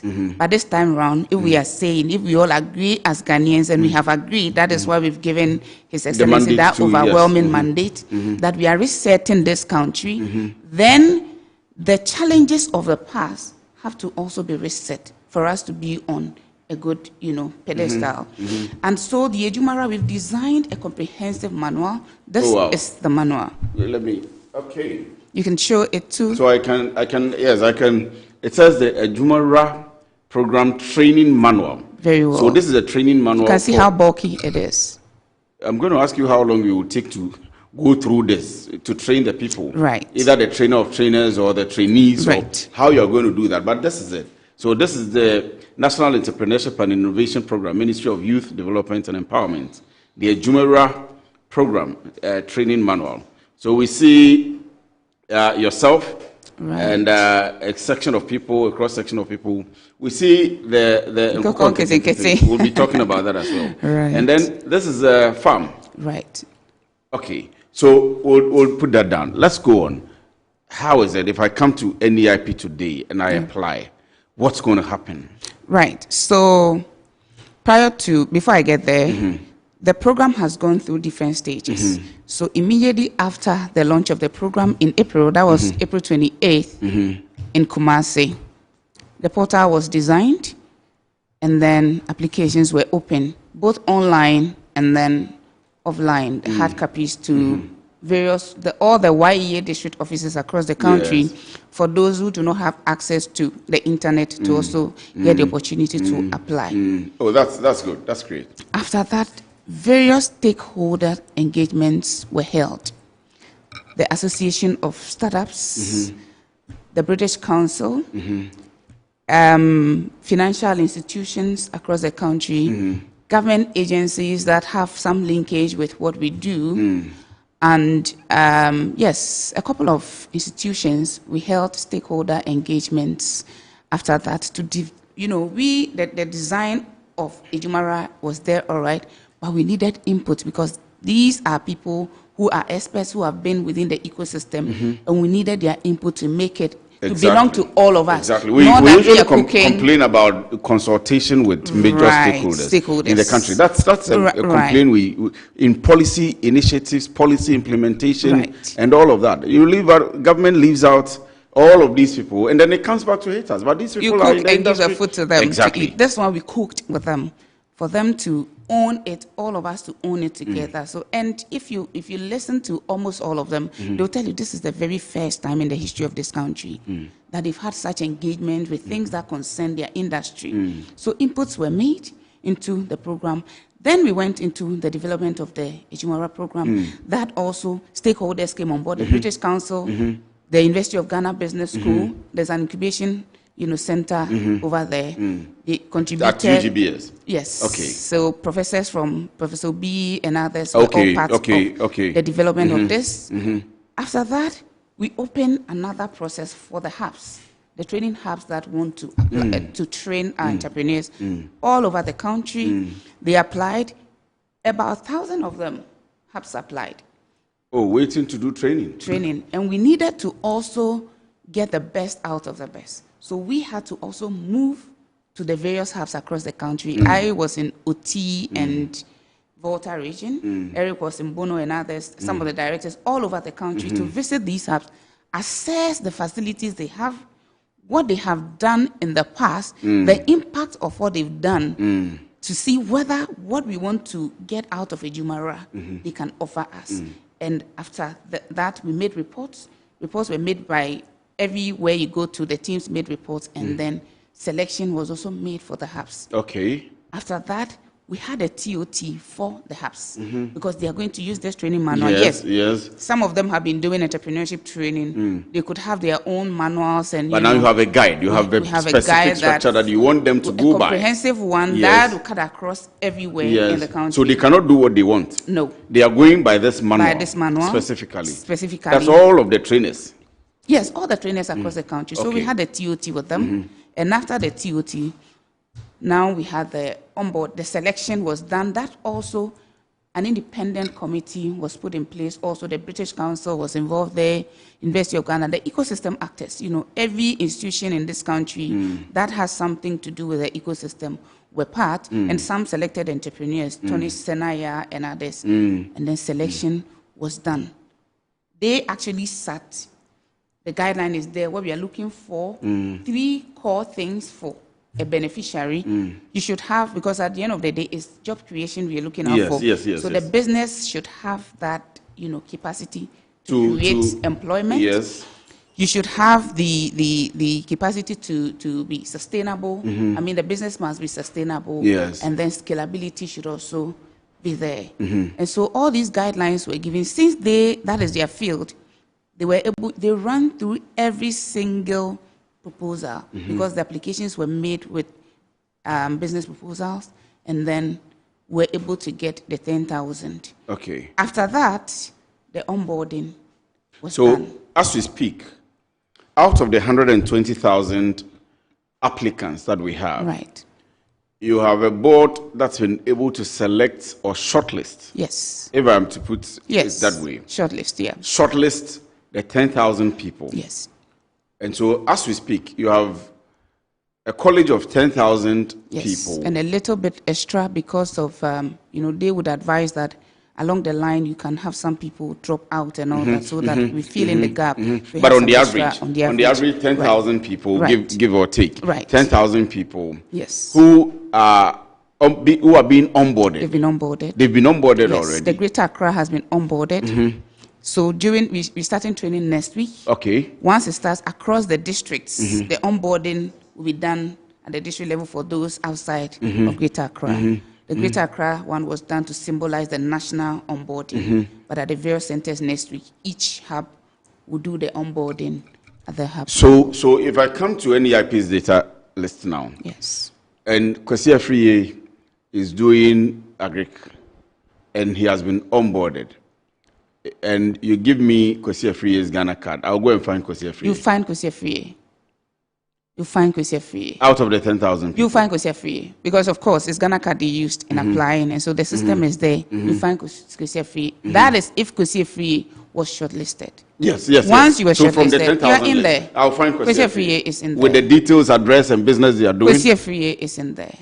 His district, where the business is located, whether the business is ideation or an existing business, because we are not dealing with just existing businesses. We are dealing with ideation. Some will have an idea. That is why the manual is there for us to shape the ideas of those who are not yet in business, I mean, existing, you know, so you find Kwesi free in the system. Yes. And so the current stage is that you have onboarded the Greater Accra. Right. You are onboarding the rest of the other regions. Training next week. We onboarding. So that's the question I was going to ask. Training is beginning next week. Yes.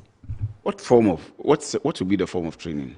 Well, so the Ejumara manual has 3 categories of persons or groups of persons or entrepreneurs.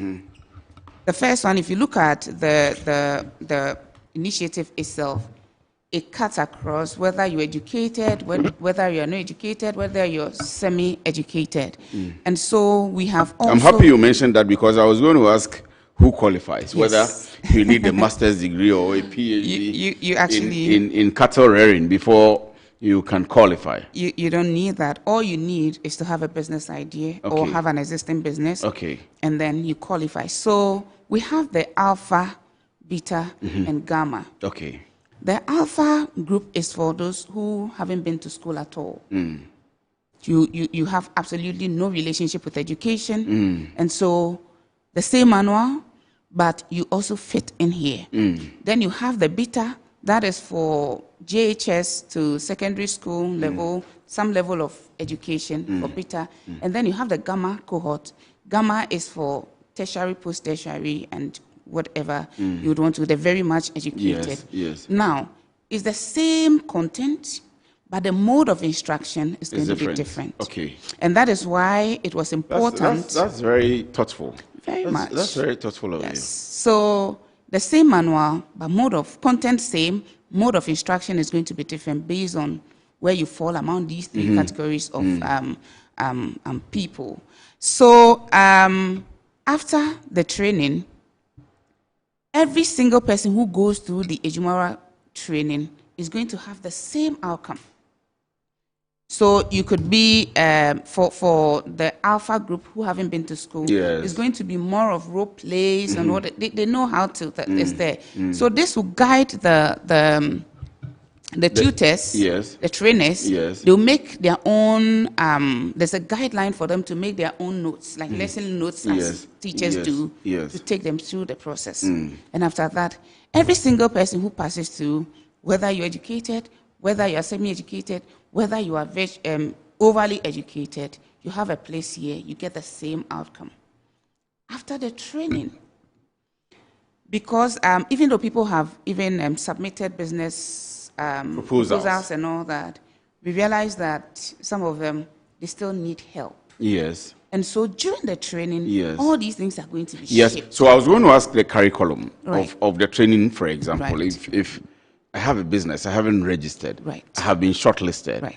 I have registered, but my financials, bookkeeping, I don't go through it well, and so I'm not able to hit any good business.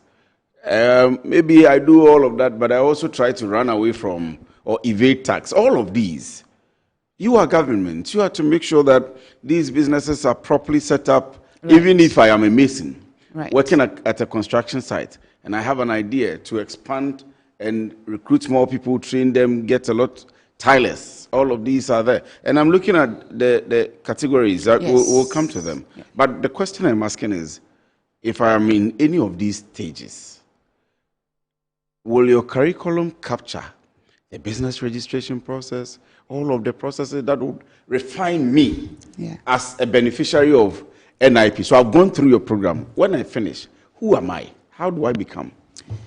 This training manual, like I indicated from the beginning, is a very comprehensive training manual that cuts across everywhere. In fact, some people are calling for this manual to be adopted into mainstream. For their own training. Now, you have compliance. So if you give me Please go a ahead. little bit Go to ahead. go through. Go ahead.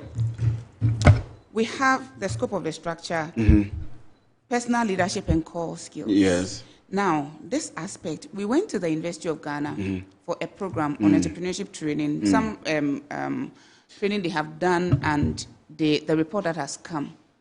And one of the core things they told us was that there's a need for a mindset change. let me not cut you in. Please, if you are watching us, do not call. You can only send us your text messages. Those who have questions about the program and so on and so forth, please it's just WhatsApp message or SMS. Please do not call. So those of you who are calling will not be able to pick up. But we are allowing her the time to go through the program so you can appreciate it.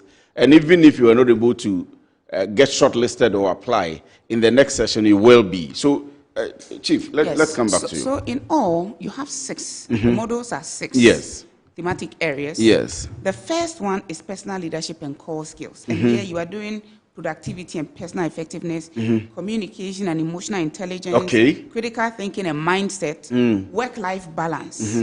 Then special priority groups, of course, that's workplace adaptability and all that. Now the mindset aspect, that is part of the very first models because a lot of the people coming into Ejumara, those who have applied, when they call you, it's all about money, money. But the mindset must first and foremost be tuned to be an entrepreneur. And that is why we have that first model. From there, I like the part of the communication because last week was customer service week. Right. And most of these individual and small businesses, they are I'm trying to find better words so it doesn't look, but the customer service, the relationship management, the communication is just not.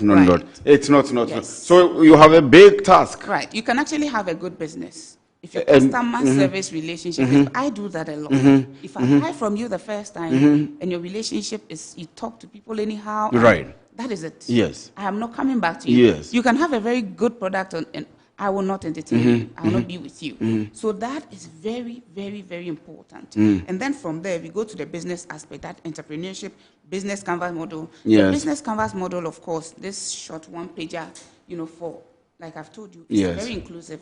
And so those who have not had the opportunity to be educated, you should be able to present a business canvas for, somebody to assist you or for funding purposes. And then you have sustainability and growth strategies. How do you grow your business? How do you put measures in place to ensure that your business is very sustainable? The sustainability pillars and all that come those in there. Those who buy cars once the business begins to grow. These things we want to teach them. You are going to talk about when you start a business and you begin to make profit, it is not about going to buy a flashy car. You nurture the business to a certain level before you begin to eat from the business. All these things are there. Then you go to marketing and sales, marketing strategy. Now you have new ways of marketing, social media, the online platforms and all that. All these are going to come. Pricing and sales, how to price your goods and all that. Then you go to governance. Talk about as a government institution, compliance issues and all that. That is where registration, compliance with the FDA, compliance with the Food and Drugs Authority, tax issues, of course, Office of the Registrar General and all that. All these things come under the governance model. And then from there, finance. You come to finance, revenue generation, finance, how to manage your finance, costing and what have you. Then the last one is funding. The last of them. You're going to, you say that's the icing on the cake. Right. So the people funding, will obviously be happy about that. That is where we are going to teach you how to even pitch your business for funding. Because like I indicated, the funding that government has, 10,000 of you are being selected and trained.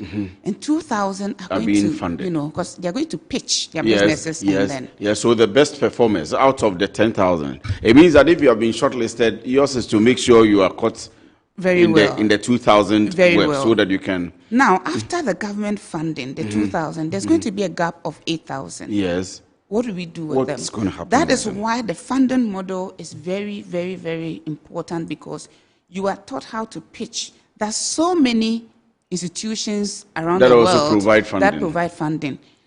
Venture Capital, for instance, has set up $1 million, fund, for Ejumara. Yes. You have to pitch for it. Yes. Exim Bank has also reached out to us. We want to enter into a partnership. Aside that, you have international, institutions that are on standby. Yes. So at the end of the training, you should be able to pitch your business for anybody around the world to say that this business, deserves a certain amount of money to be put with in all to of these support you. advantages that you are talking about, did you consider persons with disabilities? Yes, indeed. The Ejumara program, the key people for Ejumara, even though the youth, outside of that, you have persons with disability and women. So you didn't leave them out, They are not persons out. with disabilities. And for persons with a disability, in fact, the age bracket does not even cover them. You don't close at 35? You don't close at 35. Once you are a person with disability, automatically you are selected. I'm getting too many messages. Right. I will try and read because our time is almost up. And Very well. unfortunately, we haven't been able to do the other things because there are other projects apart from the Ejumara, Yes. other plans and projects that the NEIP you are planning to do. But of course, today, because we came for Ejumara, we'll focus on it. And maybe subsequently we'll come back to you for that. But let me see. There are too many messages coming. I promised them that I was going to read a bit of it. But please, you need to cut it for me.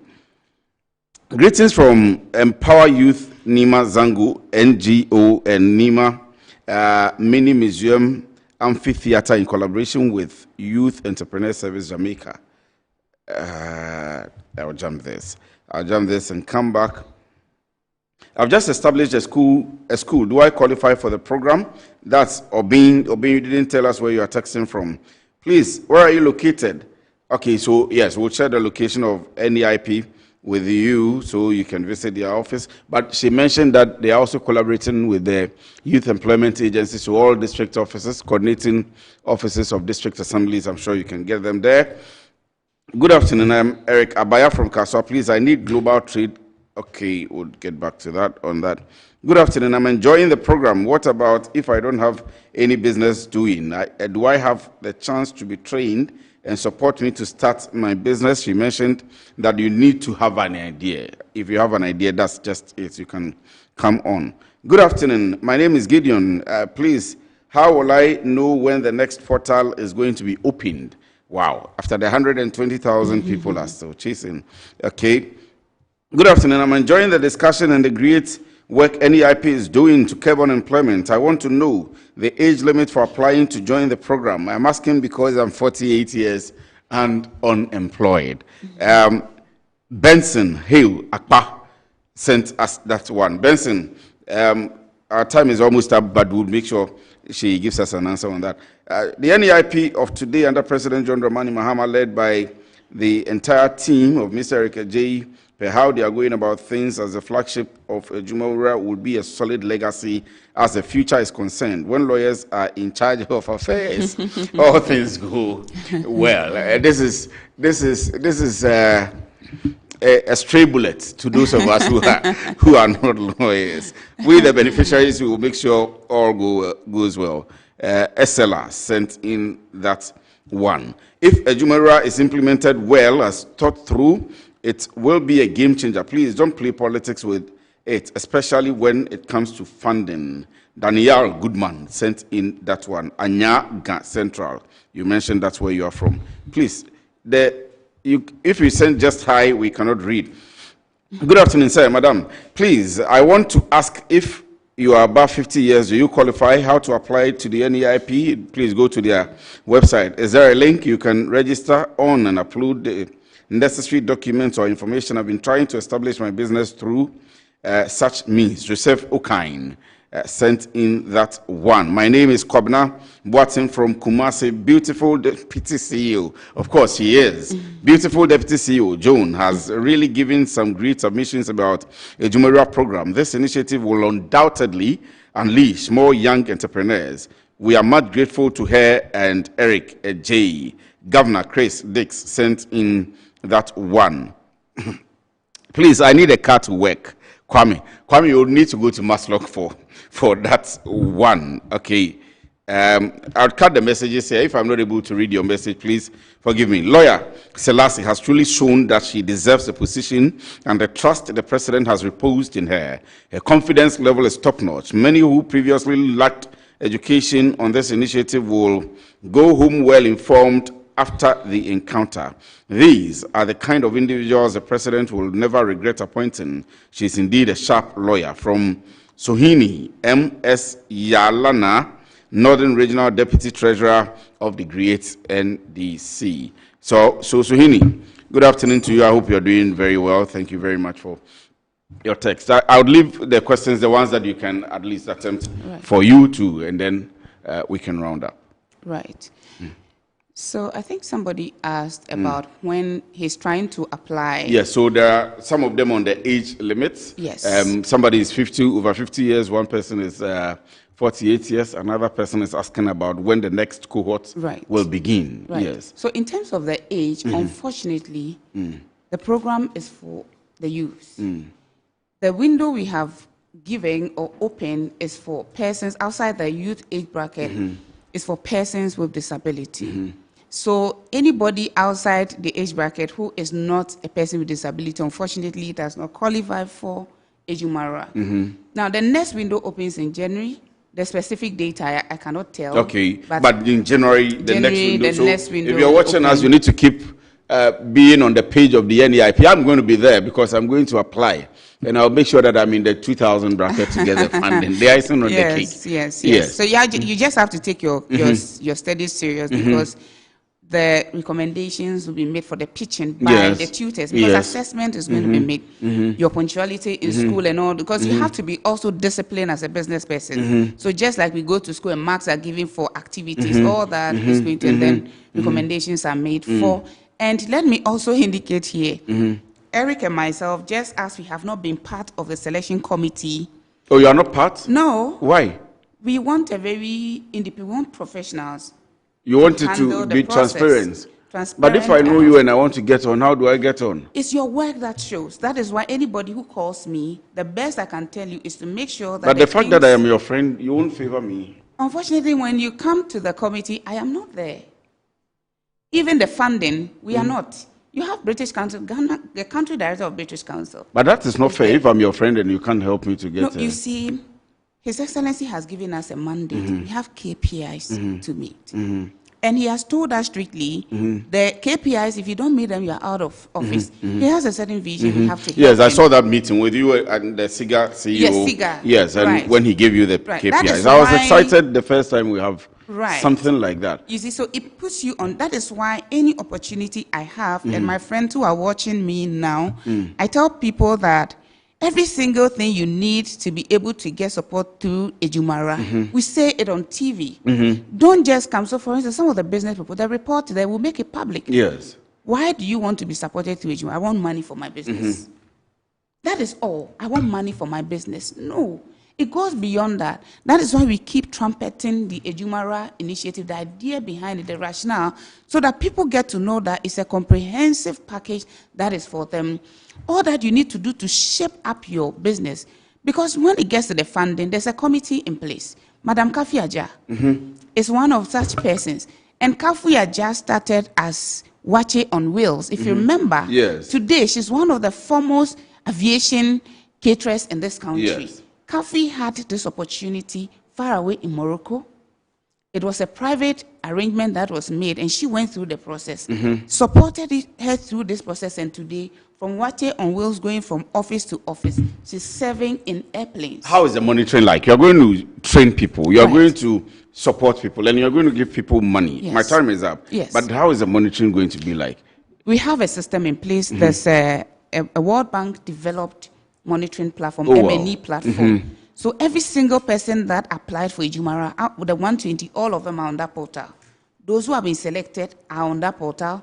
The hubs are on that portal. The assignments we have done at the district levels are all on the portal. Reports are going to be made through the district, the training at the district hubs, the hubs at the district level. All that is going to be made. And then physically, of course, we are also going to be monitoring. When you finish, Ejumara doesn't end there. I wish we had like 2 hours to delve into We'll come back to you need to make time for us so we come back to the studio. You need to make time for us, maybe when the training starts and the pressure goes down. And then we'll bring you back, or maybe we'll go around the training hubs and see how the training is going on. Then we can have a conversation there. But this one says, my name is Yakubu Ibrahim from Tamale. Please, what plans are you people having for the youth? Example, like fire assistance. Well, we'll come back to that later on. Please ask my daughter. I have 40 acres of land at how can I join? My name is Hans.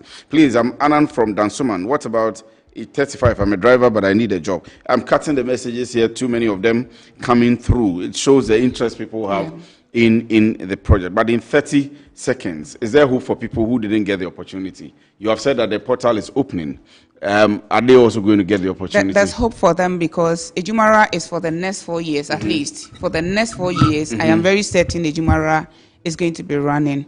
And so next year, those who could not make it also have the opportunity to apply. Next 2 years, next 3 years, 2028, Ejumara will be running. So this is not the end of Ejumara. Including the other programs NEIP will be NEIP will be running, yes. That will start rolling. A lot of them, there will be a vice presidential initiative for women and persons with disability. Okay. There's going to be a program for young people in school, studentpreneurship. Wow. To put that entrepreneurship mindset, streetism to entrepreneurship. Wow. There's a lot. NEIP. So let's do it this way. You are starting the training next week. Yes. We'll follow you and then we'll have a discussion on all the things that you are doing. But thank you very much for coming. We are grateful to have you. That's the Deputy Chief Executive Officer of the NEIP, June Selassie.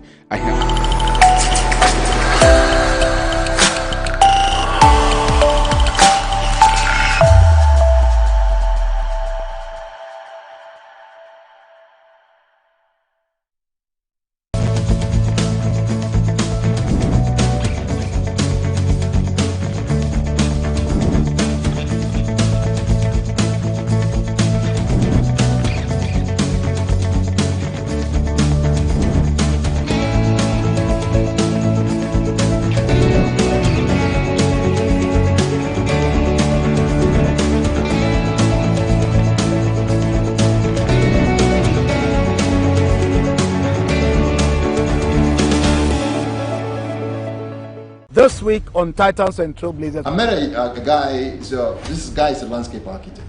He had been hired by one of the generals in the U.S. Army to do some work at his house, and I went to his office, and he was going to use my company to do some of this work. This is a gruff-looking guy. The guy couldn't even walk that well. He has a long ponytail hair, and he looks like he just woke up from bed. Yeah. But when I walked into his office in his studio, so the studio where he does the designs and everything, I noticed the place was, just incredibly well designed. Wow. And everything. Wow. And then I come to find out, before this guy can actually talk to you in his office, you have to pay him $30,000. No way. The perception you give is going to determine which customers you're going to attract. Totally agree.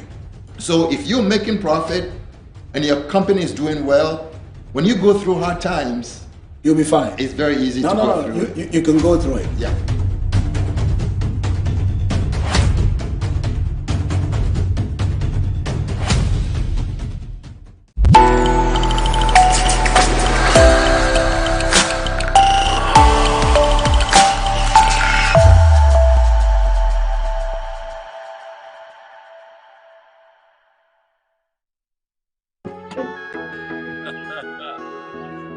Here comes the woman who has occupied my thoughts.